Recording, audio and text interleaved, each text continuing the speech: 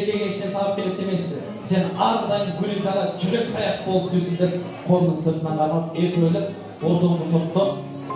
Yeki dilim kesiliyor var. Düğüldü katarına koşman atakayım.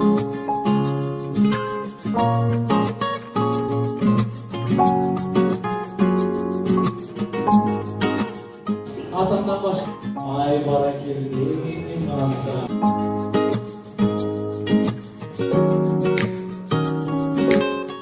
Kalan yaşasın.